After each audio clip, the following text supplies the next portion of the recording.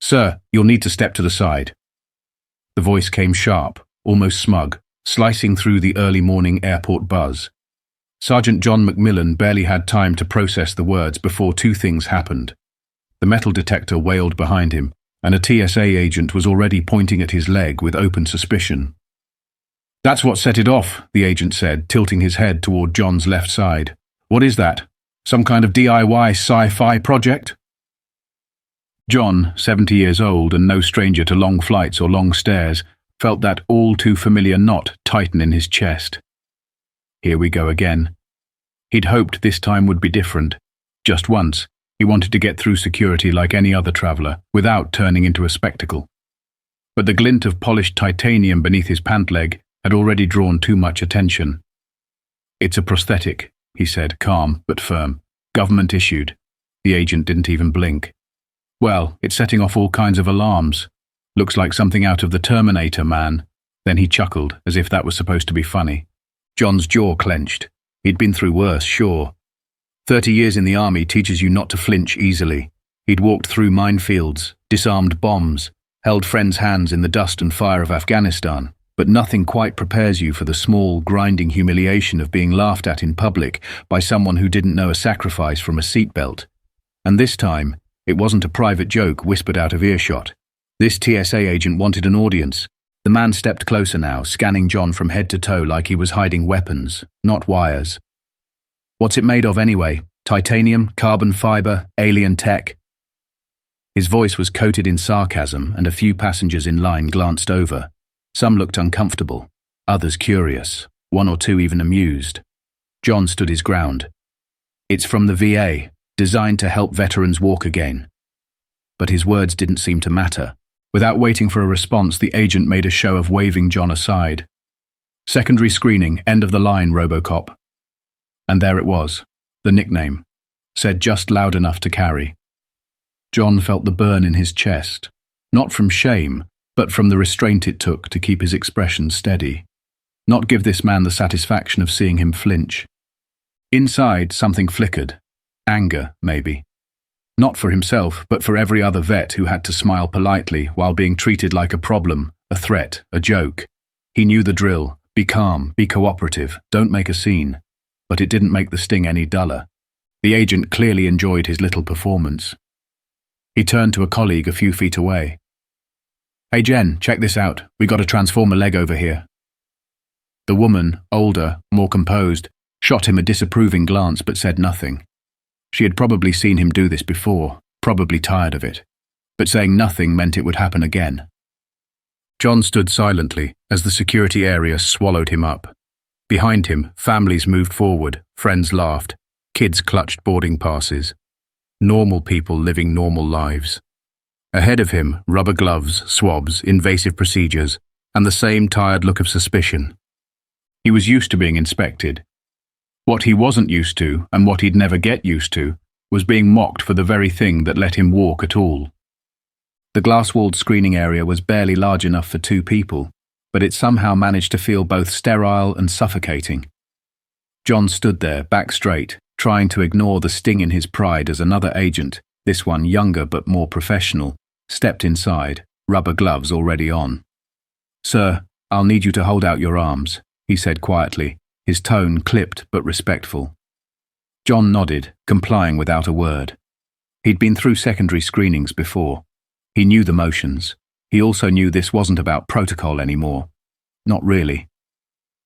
Outside the cubicle, Agent Miller lingered like an unwelcome shadow, leaning casually against a counter, watching with an amused smirk that refused to leave his face. Every so often he'd toss in another jab, like a heckler at a bad comedy show. Make sure he's not hiding any jet boosters in that thing, he muttered to no one in particular, but loud enough for others to hear. You never know, right? Might blast a hole through the cabin if it malfunctions at 30,000 feet. John pretended not to hear him. He focused on breathing evenly as the screening agent patted down his arms, his chest, then knelt to inspect the leg. He wasn't offended by the pat-down. That was just the job. What hurt was the air of suspicion that clung to him like cigarette smoke, not from the process, but from Miller's behavior. It wasn't the security, it was the ridicule. The assumption that he was lying, that he was dangerous, that the advanced prosthetic technology attached to his body was somehow more of a threat than a triumph. The younger agent worked carefully, swabbing the prosthetic's joints, its casing, even the space around it where skin met steel. John appreciated the silence. No jokes, no mocking tone, just quiet, methodical work. But even that dignity was undercut by the presence of Miller, who hadn't stopped performing. "You know," he said with a grin to a nearby colleague, "if he starts speaking binary code, I'm outta here." The colleague didn't laugh, but Miller didn't need a reaction. The show was for him. Inside, John's hands were clenched just enough to keep them from trembling. Not from fear, but from restraint. Because what he wanted, more than anything, was to turn around and say something, to call the agent out, to remind him that the leg he was mocking had cost John years of pain, surgeries, rehab, and nights where sleep wouldn't come because the ghost of the blast still echoed in his bones. But he didn't. Because if he lashed out, he'd become the problem. That's how it worked. What stung most wasn't the screening. It was the fact that he had done everything right. He had come early. He had worn travel-friendly clothes, a collared shirt and a clean jacket. He had his military ID. He had a printed letter from his VA physician explaining the exact specifications of the prosthetic and why it always set off alarms. He wasn't here to cause trouble. He was just trying to get to his gate on time, trying to catch a flight like anyone else. That flight wasn't just a routine trip either. It mattered. His granddaughter, who'd been born while he was stationed overseas, was graduating college, first in the family. John had watched her grow up mostly through video calls and holiday visits squeezed between deployments and recovery. He missed birthdays, school plays, milestones, but he promised her, years ago, back when she was still in braces, that he'd be there when she walked across that stage. He even had the boarding pass folded neatly in his jacket pocket, seat 22B, window, Denver bound. The clock was ticking now, he could feel it. The longer this screening dragged on, the greater the risk he'd miss boarding, and the thought of her scanning the crowd and not seeing him there, well, that hurt more than anything else. As the screening wrapped up, the younger agent gave a short nod. All clear. No contraband, no weapons, no hidden threats, just a man with a leg of metal and a heart full of purpose, trying to keep a promise. Miller didn't even glance over. He just waved a hand dismissively. "Told you it'd take a while, RoboCop. Next time maybe bring the human leg, huh?" John didn't answer. He just reached for his bag, fastened his belt, and walked out with all the dignity he could salvage. But inside, something cracked. Not from the insult, but from the knowledge that it would keep happening. That some people looked at him and didn't see sacrifice or service. They saw inconvenience, suspicion, something to laugh at. He didn't want sympathy. He never had. All he ever asked for was basic respect. And in that moment, it felt like even that was too much to ask. As John stepped out of the glass screening booth, tension still humming beneath his skin, he moved with the kind of weary precision only someone trained to endure pressure could manage. His prosthetic leg, now fully cleared, made a faint rhythmic sound against the floor as he walked, part mechanical, part defiant. He didn't look back. He didn't have to. He knew Miller was still behind him, likely exchanging smug grins with his colleagues, satisfied that he'd managed to humiliate another traveler and get away with it. But what Miller didn't realize, what he had completely overlooked, was that someone else had been watching the entire time, quietly, intently. Not everyone had laughed. Not everyone had smirked or looked away.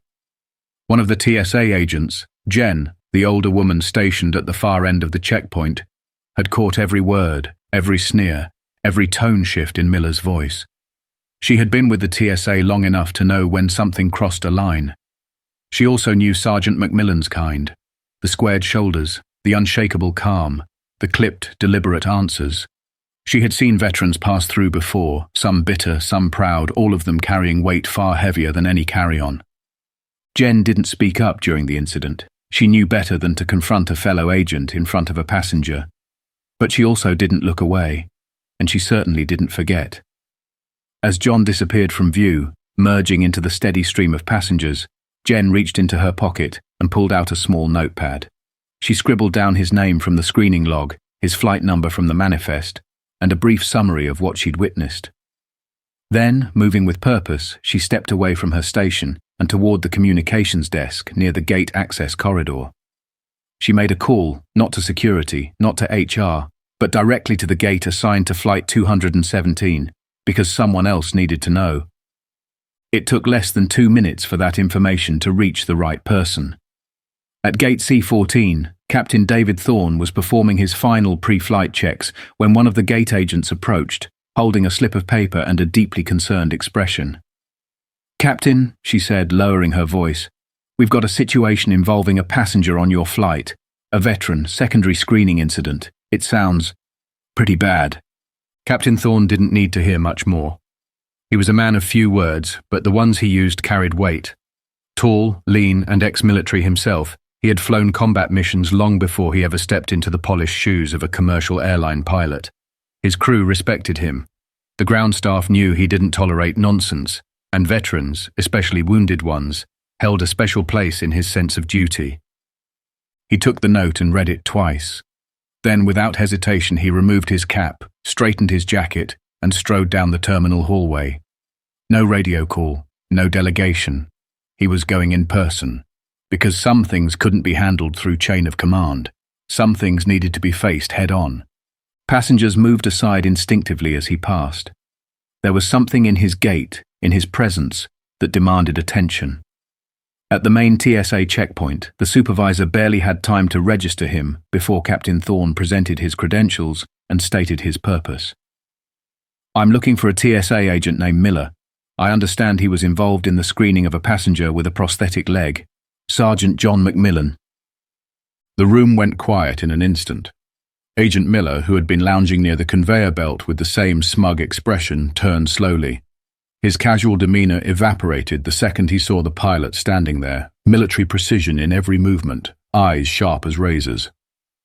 "You're Agent Miller?" the captain asked, his voice even, deliberate. "Yes, sir." Yes," Miller replied, the confidence draining from his face like water from a punctured bottle. He didn't need to be told who this man was. He recognized authority when it stood 3 feet in front of him, wearing silver wings and looking like it could still command a squadron. "I'm Captain David Thorne," the man said, "pilot of Flight 217, the one Sergeant McMillan is supposed to be on. I've just been informed of your interaction with him." Miller opened his mouth to speak, but Thorne raised a single finger, not to silence but to stop the flow of excuses before they could begin. "I read the report. I heard about the jokes, the insults, the public humiliation. I'm going to ask you one question, Agent Miller, and I want you to think very carefully before you answer." He leaned in slightly. "Did you treat that man like a passenger, or did you treat him like a problem?" There was no answer, just silence, because everyone already knew. Captain Thorne didn't raise his voice, but every word he spoke cut through the noise of the checkpoint like a scalpel. Passengers nearby had paused mid-motion, glancing over curiously. Other TSA agents stiffened at their posts, exchanging wary glances. The silence around Agent Miller grew denser by the second. Miller shifted his weight, suddenly aware of just how exposed he was, just how far his smirking bravado had carried him, straight into the path of someone who didn't tolerate disrespect, not to passengers and definitely not to veterans. "I asked you a question," Thorne repeated, his gaze locked on Miller's paling face. "Did you treat Sergeant McMillan with the dignity he's owed? Or did you treat him like an inconvenience because you thought no one would say anything?" Miller swallowed hard. "Sir, I was just doing my job. His prosthetic set off alarms. He needed a secondary screening. It was standard procedure." Thorne stared at him, expression unmoved. "Is it standard procedure to refer to a combat veteran as Robocop in front of a crowd? Is it part of TSA training to compare a prosthetic leg, one issued by the US government after a soldier lost his in Afghanistan, to alien tech? Was it policy when you pointed and laughed, made jokes loud enough for everyone to hear, and turned a man's disability into entertainment?" "I didn't mean it that way," Miller mumbled, eyes downcast now. "It was just a joke." "Just a joke," Thorne echoed, his voice turning cold. "A joke at the expense of a man who served this country. A man who walks because of that leg you mocked. A man who has more strength in one step than most people have in a lifetime." He took a step closer, and for the first time, Miller flinched. You know what that leg represents? Thorne asked. Sacrifice, pain, healing, hours of rehab. You look at it and see metal and wires. I see courage and commitment.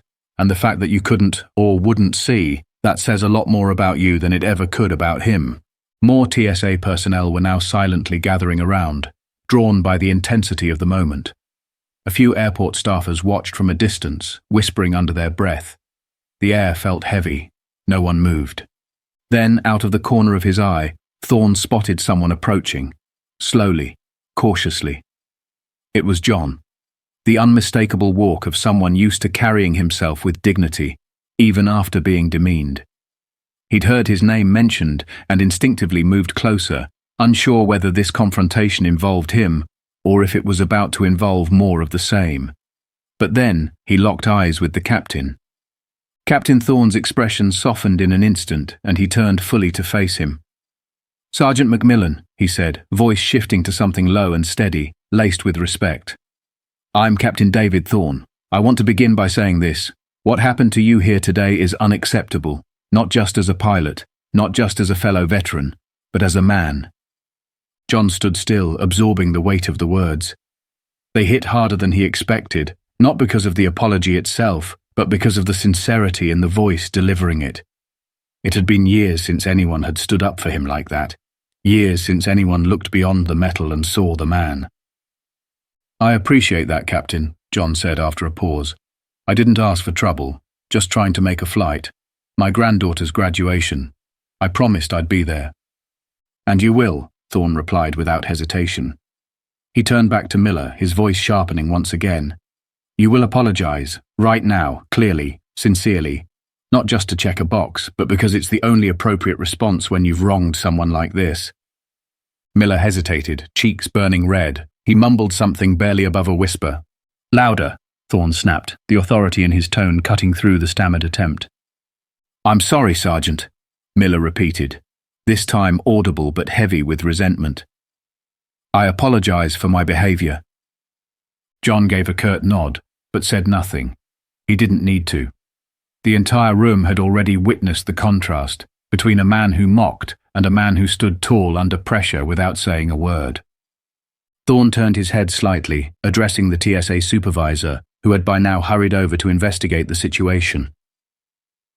"I'm filing a formal complaint against Agent Miller.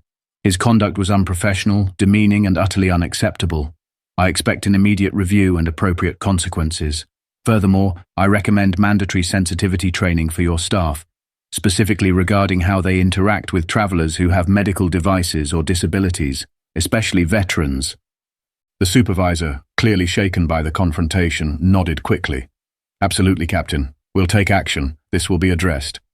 Captain Thorne gave one final glance at Miller, who now looked like a shadow of his former self, then turned back to John. His voice softened again, carrying just enough gravity to still command attention. "I understand your seat was booked in economy," he said. John nodded slowly. "That's right. Row 20-something. It's fine." "Well, it's not fine to me," Thorne said, and for the first time there was a hint of a smile. "I have some discretion when it comes to passenger seating. And when someone of your distinction has been subjected to this kind of treatment, the least I can do is make things right. There's a seat open in first class. It's yours, Sergeant. No charge, no negotiation, just respect, and maybe a little legroom to go with it." John blinked, caught between gratitude and disbelief. "Captain, that's very generous, but not necessary." "It is necessary," Thorne replied, "because someone here failed you, and I won't be part of a system that lets that stand." John didn't say much. He just nodded again, this time slower, deeper, and finally allowed himself to exhale. A quiet weight lifted. Not because of the upgrade, but because for once someone had seen him and spoken up. The terminal felt quieter as they walked side by side, the captain and the soldier. It wasn't a long distance to the gate, but every step carried weight. Passengers turned to look, some with curiosity, others with something like reverence. Captain Thorne walked with purpose, but not in a rush. He wasn't just escorting a passenger to his seat. He was walking a man out of a moment of humiliation and into one of recognition. John moved a bit slower, partly because of the prosthetic, partly because his mind was still trying to process what had just happened. 1 minute he'd been standing alone in a cold screening room, biting down on frustration. The next, he was being led through the terminal by a man who had, without hesitation, stood up and turned the tide. At the gate, flight attendants had already been briefed. One of them stepped forward immediately. "Sergeant Macmillan, welcome aboard," she said, her voice gentle and full of warmth. "We're honored to have you flying with us today." John nodded, acknowledging her with a small, grateful smile, but it was Thorne who spoke next. "He'll be in 2A, the captain said firmly. "Make sure he has everything he needs. 2A first class, the kind of seat John had never flown in before, not because he couldn't, but because he'd never seen himself as someone who should. He didn't crave attention. He never played the veteran card. All he ever wanted was to be treated like anyone else. But this wasn't about luxury. It was about dignity. And for the first time in a very long time, someone had gone out of their way to give that back to him. Inside the aircraft, the crew moved with quiet precision. Other passengers were still settling in, unaware of what had just unfolded at security. But a few, including one older man in a business suit and a younger woman holding a child, gave John a respectful nod as he made his way to the front. Word had already started to spread. He lowered himself gently into the wide leather seat, adjusting his jacket and placing his carry-on neatly by his feet. The space felt enormous compared to economy, but it wasn't the room he noticed. It was the atmosphere. It was calm, private, safe. For the first time that day, he could just sit and breathe. A flight attendant offered him a glass of water and a small towel. "Anything else you need, just let me know." John nodded again. "Thank you," he said quietly. Outside, the captain finished his pre-flight inspection, gave the all-clear to the ground crew, and returned to the cockpit. But before he did, he passed the word along to every member of the cabin crew. "That man in 2A, he's not just a passenger today. He's someone we treat with the highest respect." Back at the security checkpoint, Agent Miller wasn't so lucky. Pulled off rotation, he now stood awkwardly with his supervisor, explaining himself in a low, defensive tone while scribbling out a written incident report.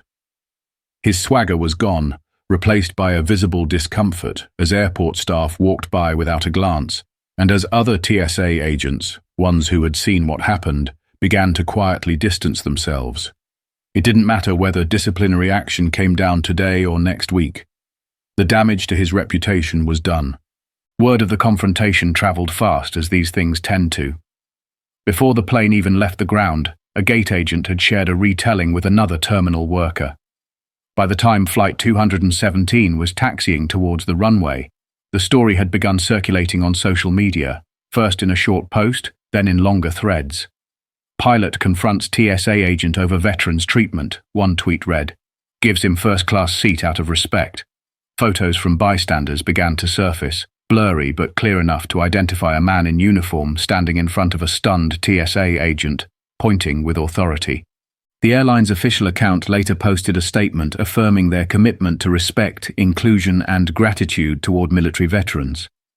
The TSA, facing pressure from both internal oversight and public outrage, released a brief but pointed apology and confirmed that the incident would trigger a formal review of its personnel's conduct and disability sensitivity training. Meanwhile, at 35,000 feet, John looked out the window of his new seat, the clouds blurring past as the plane made its way westward. He sipped his water and allowed himself a small, weary smile. He hadn't asked for any of this. All he wanted was to see his granddaughter walk across a stage and know he'd kept his promise. And now, because one man decided to speak up instead of looking away, he was going to make it. When the plane landed in Denver, John was among the first to step off. As he exited the gate, he spotted her, his granddaughter, standing near baggage claim, eyes scanning the crowd. The second she saw him, her face lit up and she ran into his arms. "You made it!" she cried, squeezing him tightly. He held her close, the noise of the airport fading behind him. "Of course I did," he said. "I gave my word." And in that moment, all the pain, all the frustration, all the shame of that morning melted into something else, because someone had restored his dignity. Someone had reminded him that respect isn't just a courtesy, it's a responsibility. John never asked for first class, but that day it wasn't just a seat, it was a message. That honor still had a place in the world. That decency still flew at cruising altitude. And sometimes, just sometimes, justice boards the plane right on time.